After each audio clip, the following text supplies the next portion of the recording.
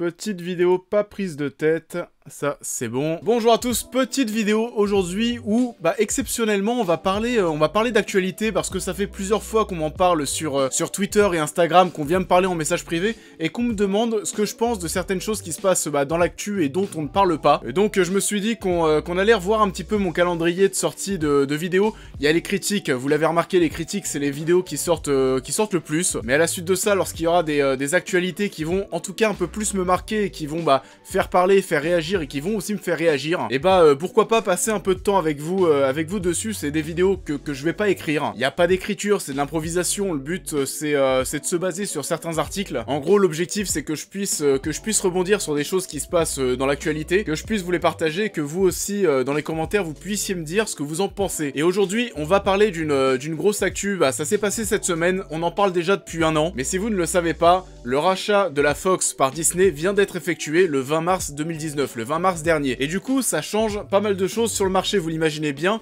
Et comme vous savez que je suis assez proche de tout ce qui va être Marvel, DC Comics, enfin les films de super-héros en général, donc là plutôt pour la partie Marvel, et vous êtes beaucoup à me demander en gros quels sont les nouveaux super-héros que j'ai envie de voir dans le MCU, etc. Donc l'objectif de cette vidéo, en plusieurs points en gros, c'est de revenir sur ce qui s'est passé, sur ce rachat de la Fox par Disney, de parler de tout ce que Disney est en train de mettre en place, que je puisse vous donner mon avis, quels sont les avantages, les inconvénients, les craintes que l'on peut avoir, les fausses craintes aussi que l'on peut avoir, parce qu'il y a des choses, on est un petit peu en train de se mordre les lèvres parce que c'est Disney, mais en soi, il y a peut-être pas tant de choses de quoi il faut avoir peur. Enfin voilà, l'objectif c'est de pouvoir en parler, on va en parler aussi avec des chiffres parce que j'aime les chiffres, vous le savez. Donc du coup voilà, vous le savez, mais Disney vient d'acquérir la 21st Century Fox pour la somme colossale de 71,3 milliards de dollars. Bon déjà, j'imagine bien qu'il y a des aides chez Disney, etc. J'ai pas envie de faire mon petit bobo écologiste humanitaire, mais avec 71,3 milliards de dollars, tu te dis quand même que tu peux régler pas mal de trucs sur Terre. Il devrait quand même y avoir moins de gens qui crèvent la dalle. Donc du coup voilà, 71,3 milliards de dollars, c'est absolument colossal. Et on peut faire la comparaison, si vous regardez bien, l'obtention de Lucasfilm a coûté 4 milliards de dollars, ce qui n'est absolument rien par rapport aux 71 milliards. Et du coup, qu'est-ce que Disney a récupéré? Les studios de la 20th Century Fox, Fox Searchlight, ainsi que les studios de TV, tout ce qui est en rapport aussi avec la partie télé de la Fox, donc Hulu, etc. On va peut-être en reparler après. Et du coup, pour la partie cinéma, mais aussi la télé, ça a permis à Disney de récupérer vraiment pas mal de licences, pas des toutes petites licences en plus. Et on peut voir ça directement sur le site de la Walt Disney Company, où est affiché désormais Avatar, Deadpool ou encore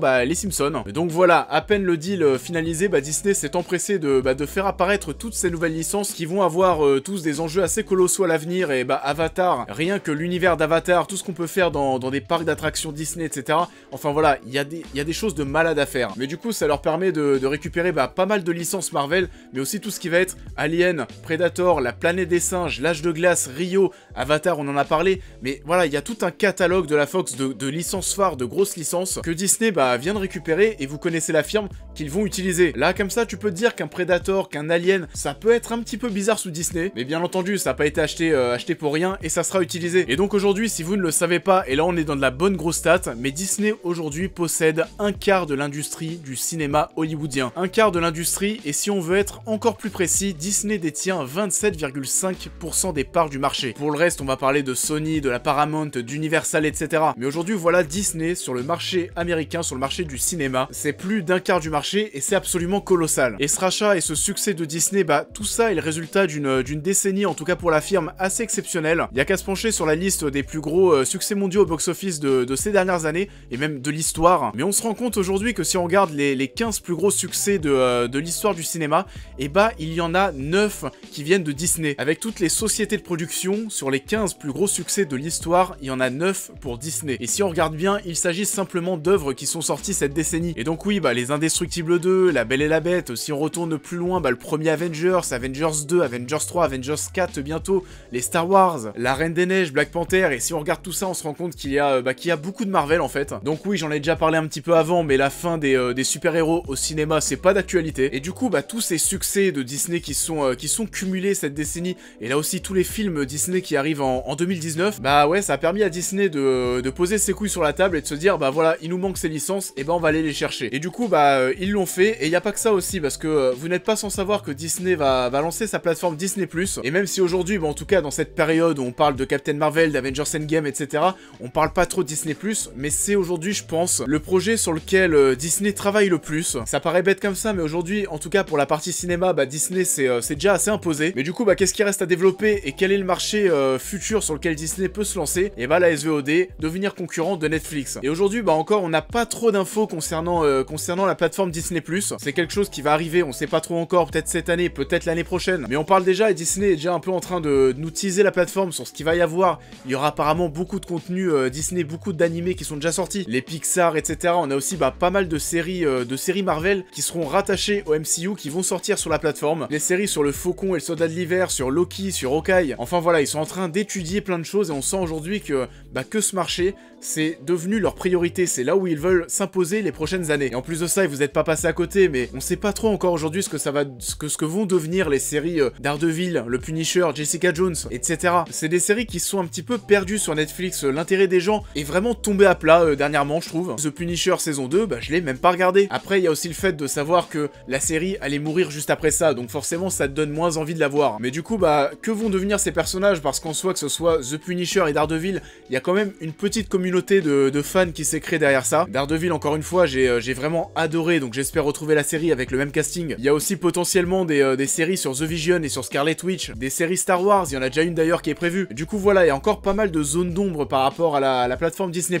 On parle aussi de séries X-Men, parce que ça aussi on en parlera à la fin dans mes craintes et mes souhaits, mais les X-Men rassemblés au MCU, peut-être que ça va être compliqué. Donc pourquoi pas avoir les Avengers au cinéma et les X-Men en série. Enfin voilà, c'est un peu le bordel, bon, c'est des gros problèmes de riches. Et aussi, et du coup, au-delà de Disney+, Disney va récupérer pas mal de séries de la Fox. Les séries de la Fox, Empire et compagnie, et au niveau du catalogue Disney, bah tout va encore plus s'alourdir. Je m'inquiète pas trop pour eux, il y a pas mal de choses à faire, et Disney+, je l'aurai. Ouais, t'es fanboy ou tu l'es pas, hein. Disney va forcément proposer de plus en plus de choses, il y a de plus en plus d'argent qui va rentrer dans les caisses. Et du coup, ouais, bah on peut se demander si un jour Disney ne va pas absolument tout racheter. Mais en tout cas, là, je vous arrête direct, parce que si le rachat de la Fox a déjà mis quasiment 1 an à se finaliser, je crois que c'est ça a mis quasiment 1 an, mais en gros, ce qui s'est passé, c'est que c'est pas possible d'acheter autant d'entreprises et d'avoir... En fait, c'est pas possible d'avoir le monopole du marché. Donc là, si ça a été finalisé avec la Fox, c'est parce qu'on considère, les autorités, les lois, etc., considèrent que Disney n'a pas ce monopole avec ce rachat. Mais forcément, et même si Disney, avec tout l'argent qui va rentrer, Disney va forcément vouloir aller voir encore plus loin, aller voir plus grand. C'est pas improbable de voir Disney racheter encore des structures à l'avenir. Mais en tout cas, oui, Disney va se faire plus d'argent à l'avenir que Sony, Paramount, etc. Mais Disney ne pourra pas racheter Universal et Sony du jour au lendemain. C'est juste pas possible. Disney n'aura jamais 50% du marché du cinéma. Donc voilà, par rapport à ça, et en tout cas, ça fait une petite transition vers les craintes qu'on peut avoir et les fausses craintes. En fait, ce qui nous faisait flipper, c'est que Disney, avec ce rachat, récupère les X-Men, Deadpool, les 4 Fantastiques. Donc tout ça, c'est pour la partie Marvel MCU. Les X-Men, et je vous le dis clairement, mais c'est une bonne chose. Dark Phoenix, je pense que tout le monde s'en bat les couilles. Et je sais pas ce qui s'est passé avec la saga X-Men, mais peut-être que Day of the Future Past, ça aurait dû se terminer par ça, parce que derrière Apocalypse, au-delà d'être mauvais, y a pas grand monde qui s'y est intéressé. Et là, comme je l'ai dit, je pense que Dark Phoenix, tout le monde s'en fout, mais royal. Donc du coup, pour la partie X-Men, c'est une bonne chose que Disney ait récupéré ça, parce que je pense qu'ils en feront meilleur usage. Et même si ils en font pas bon usage en termes de qualité, en tout cas, ce qui est sûr, c'est qu'il y aura un reboot. Il y aura un reboot, donc soit les X-Men vont débarquer sur Disney+, soit ils vont être intégrés dans le MCU, au cinéma. Et ça, pour le coup, ça fait un petit peu partie de mes craintes, parce que je vois pas comment tu peux intégrer les X-Men dans cet univers aujourd'hui. Comment est-ce qu'on peut expliquer, depuis 10 ans et le début de la saga, que des mutants sont parmi nous, sont parmi Tony Stark, sont parmi Steve Rogers. Dans les technologies, par exemple, qui sont utilisées dans Winter Soldier, on nous explique qu'ils ont une machine, en gros, qui arrive à détecter les êtres surhumains ou surpuissants. Et comment t'expliques que cette machine soit passée au travers, alors que sur Terre, un peu partout, il y a des mutants depuis le début. Donc ça aussi, ça fait partie de mes craintes, mais comment est-ce qu'ils vont intégrer les X-Men à l'univers s'ils le font? Ça a l'air très compliqué, et j'espère pas un truc bullshit, comme Captain Marvel qui on n'explique pas pourquoi Nick Fury n'a pas appelé plus tôt, à part le moment où Captain Marvel passe le beeper à Nick Fury et elle lui dit c'est à utiliser pour les grosses urgences. Genre le truc vraiment très gros pour cacher l'incohérence. Par contre, pour le reste, que ce soit Deadpool, mais surtout les 4 Fantastiques, ça va être très simple, je pense. On va revenir sur les craintes et on va reparler de ça après. Mais du coup, les craintes, c'est que ça peut niquer des licences. J'ai pas envie de dire comme Star Wars, parce qu'en soi, Star Wars 8, je l'ai pas détesté. Même si, oui, on l'a bien vu, mais ça a énormément divisé. Mais du coup, ouais, moi, ce qui me faisait un peu plus flipper, c'est que ça puisse, aseptiser pas mal de choses. Que ça puisse aseptiser pas mal de licences, pas mal de sagas. Quand vous allez voir un Disney, vous sentez que c'est un Disney. Il y a une patte Disney. Un Alien, un Predator, j'ai du mal à les voir chez Disney. Mais après, voilà, il faut voir comment ça va être géré, parce que vous imaginez bien que pour les films Alien, les films Predator, la planète des singes peut-être aussi, il y aura pas le logo Disney qui va apparaître en début de film, comme ils font aujourd'hui pour Star Wars et Marvel. Si vous allez voir un film Alien, il y aura pas le château de Disney qui va apparaître. Il faut voir comment ça va tourner, mais pareil, Deadpool, je pense qu'au vu du personnage et même que Ryan Reynolds, ça marche plutôt bien. D'ailleurs, je sais pas si vous avez vu ça, mais Ryan Reynolds s'en amuse. Donc oui, Deadpool et Ryan Reynolds ne devraient pas être remplacés, ça devrait rester. Et apparemment, Disney est en train de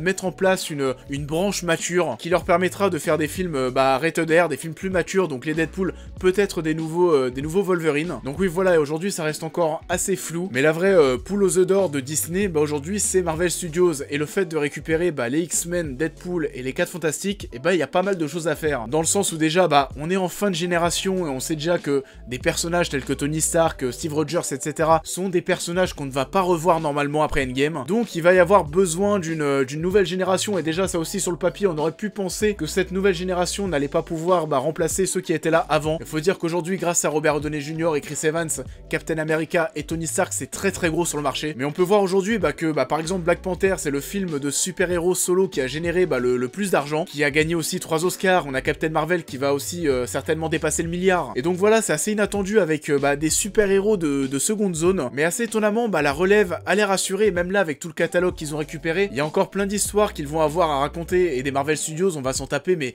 facile jusqu'à 2030 et bien plus encore. Les super-héros au cinéma, c'est vraiment pas fini. Et en plus de ça, avec tous ces personnages de bande dessinée, tous ces Marvel qui ont été récupérés, il y a pas mal de bandes dessinées cultes qui peuvent naître sur grand écran. Et je pense notamment à Avengers vs X-Men, et pour l'instant, voilà, comme je le disais, je sais pas trop comment ça peut arriver. Mais en tout cas, voilà, aujourd'hui, c'est des choses qui sont possibles. Forcément, pour l'uniformisation des super-héros au cinéma, c'est pas le top, parce que tout va être régi par Disney. On a DC Comics à côté, mais qui se rapproche de plus en plus du modèle Disney, ce qui était pas forcément le cas avant avec Batman v Superman, avec Man of Steel, avec The Dark Knight et compagnie. Donc voilà, et oui, malheureusement, comme Captain Marvel, Spider-Man Homecoming, Doctor Strange, on va se retrouver avec des produits, j'ai pas envie de dire insipide, mais pas forcément très ambitieux. Ça reste Disney, et pour qu'ils mettent le paquet, il faut que ce soit aujourd'hui un Avengers ou un Black Panther par exemple. Après, il y a pas mal d'autres licences qui vont arriver, peut-être que Disney va mettre pas mal d'espoir dans toutes ces nouvelles licences, dans tous ces nouveaux super-héros qui vont débarquer au cinéma, dont on ne connaît peut-être même pas le nom. En tout cas, et pour conclure sur cette partie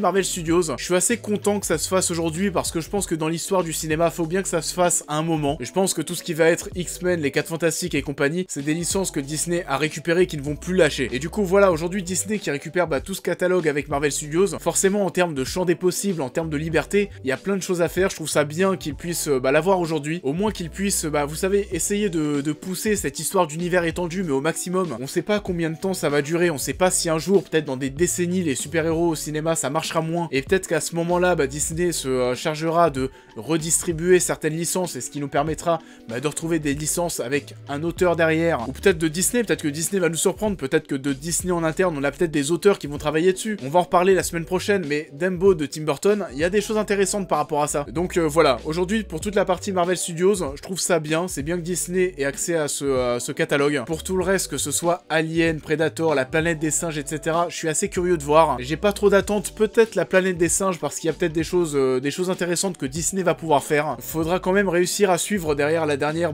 trilogie, la planète des singes, qui est, je le rappelle en tout cas à mes yeux, la meilleure trilogie depuis The Dark Knight, rien que ça. Il y a tous les avatars qui vont arriver, et au vu du process de développement des films, je pense pas que Disney ait leur mot à dire. En plus, c'est James Cameron, et bon, James Cameron, je pense pas que tu vas le faire chier, tu vas sur son terrain comme ça. Et Disney Plus qui va arriver, où il y aura plein de choses intéressantes qui vont débarquer, qui va vraiment devenir le concurrent numéro 1 de Netflix. On est déjà dans une société de surconsommation, mais alors là encore plus avec Disney Plus qui va arriver. Il va vraiment falloir qu'on rallonge les journées à 35 heures. Donc voilà, c'est la la fin de cette vidéo. C'est une vidéo en total impro, je suis juste posé là avec vous à parler de tout ça. Et je vous invite à réagir en commentaire, à me dire ce que vous pensez de tout ça, quels sont les super-héros Marvel que vous avez hâte de voir dans le MCU, tous les trucs Star Wars qui vont arriver, et même après Star Wars 8, est-ce que vous attendez encore des choses de Star Wars? Disney Plus et rien, déjà, est-ce que pour le nom vous vous abonnerez déjà? J'ai pas envie de trop il y a un moustique, je vais le dégommer. Et du coup il m'a coupé le con, je sais plus ce que je disais. Enfin voilà, il y a plein de choses qui arrivent. Est-ce qu'il faut avoir peur? Je sais pas, vaut mieux déjà peut-être un peu attendre. Et je vous invite, comme d'habitude, à liker la vidéo, à la partager, à me suivre sur tous les réseaux sociaux, à vous abonner aussi, il y a pas mal de sujets sur Disney qui vont arriver à l'avenir. On parle de Dembo et je le rappelle, mais en début de semaine prochaine. Et on se retrouve donc dans quelques jours. À très vite.